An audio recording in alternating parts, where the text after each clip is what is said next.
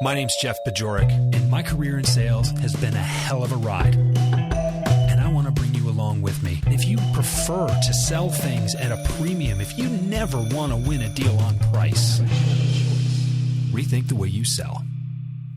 Welcome back to the show. I'm Jeff Bajorek. I'm your host, and I'm here to help you rethink the way you sell.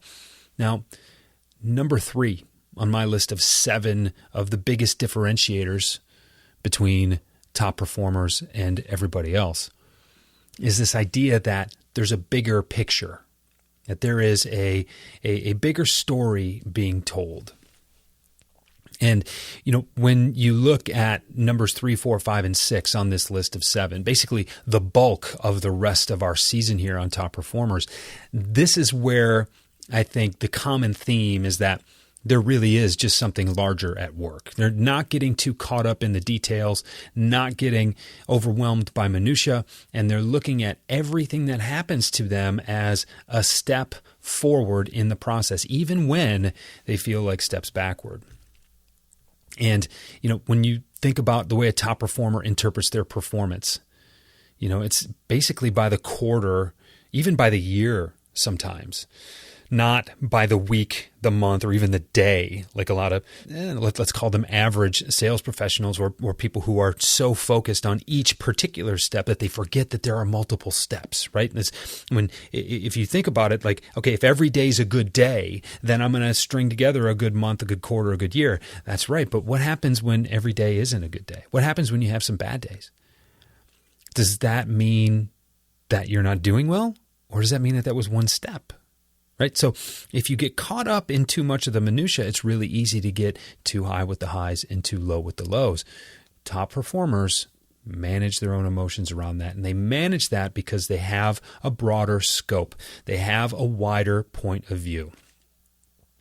They look at their careers differently. They look at their relationships differently, and they strive to continuously improve over time. They're not so worried about the moment.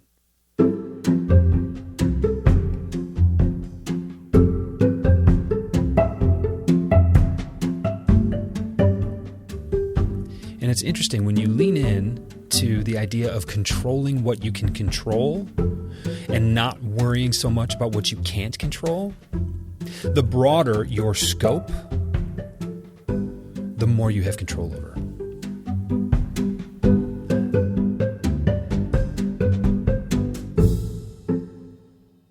I don't have control over what's going to happen today, but over the course of the next 4 to 6 weeks, I have a lot of influence into what is going to happen on a day-to-day basis. Think about it in terms of prospecting.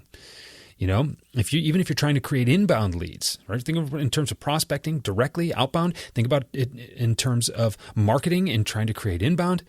If you do 1 or even 5 things today that are going to, hopefully promote some inbound activity, you may not be real happy with the results. And if you look at things on a daily basis like that, you may start to believe that program, that cadence, if you will, is not going to work.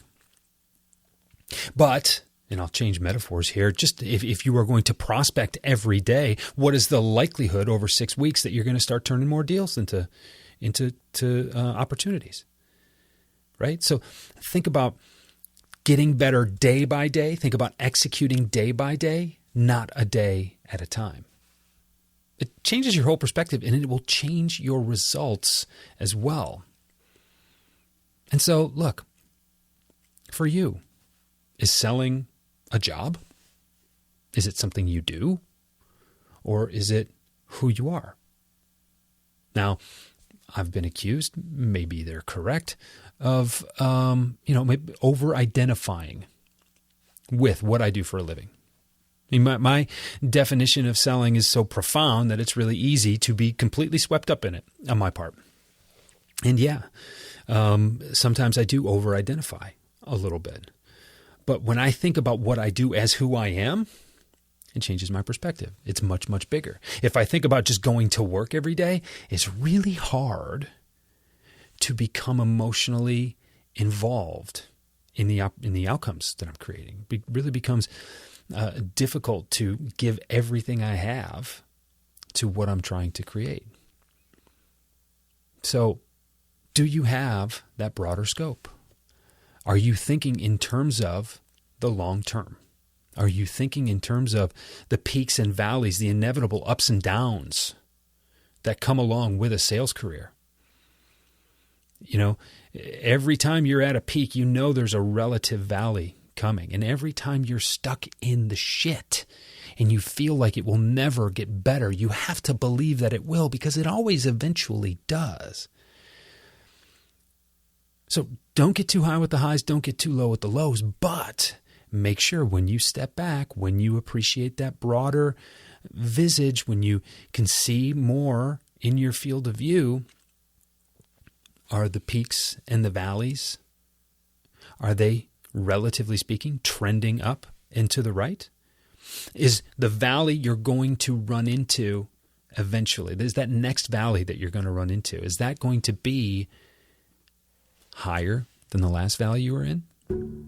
Is the peak in the future, is that going to be higher than the one that you're in right now, or the one that you were last in? That's what you want to see.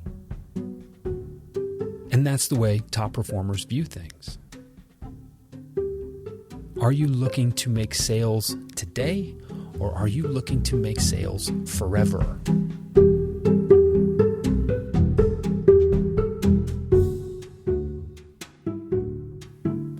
Constantly striving for improvement, constantly trying to take the right step in a good direction.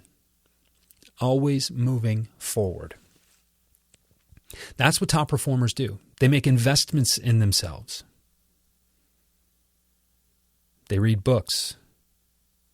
They attend webinars. They pay their own money sometimes to go to conferences or to get coaching to help them better understand the obstacle that is in front of them, because every obstacle presents an opportunity. And when you can't see the opportunity, maybe it's because you just don't have the perspective to see it. Maybe that's when you need a second pair of eyes. Maybe that's when you need to reconnect with your mentor. Maybe that's when you need to find a mentor if you don't have one. Those are the things that top performers do. Whereas, let's call him average Joe six-pack sales guy, just gets frustrated, throws his hands up in the air, says, oh, yeah, they'll never meet with me. I've called on them twice. I've called on them 3 or 4 times. Oh, yeah. When you start making excuses for why your customers won't return your calls, rather than digging a little deeper and trying to identify, what is it that you could be doing differently in order to get those calls returned, for instance. That's what top performers do. So they step back. They see more. And when they see more, they can lean in and they can do better.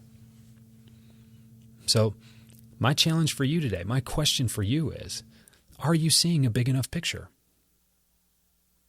Do you have enough perspective to understand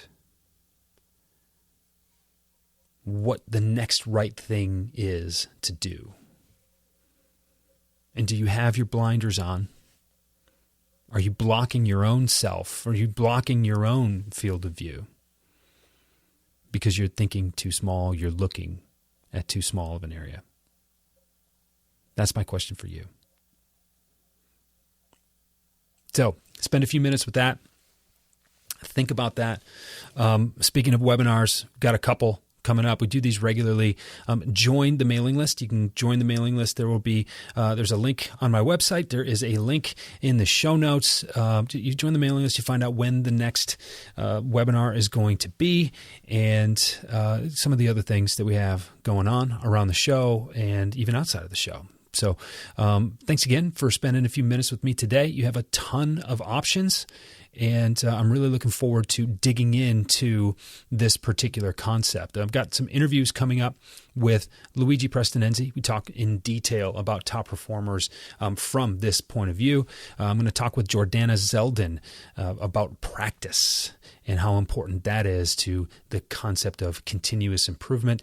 And a little later, Mike Hook has a dirty little secret. Mike's a friend of mine, a sales executive who really has identified some of the intangibles, and he put it in his own way. We talk about those intangibles together for a little while, and I think you're going to take a lot out of that episode from someone who is practicing this stuff on a daily basis himself. So a lot coming up over the next couple of episodes here. Can't wait to share them with you, and I'll talk to you again soon.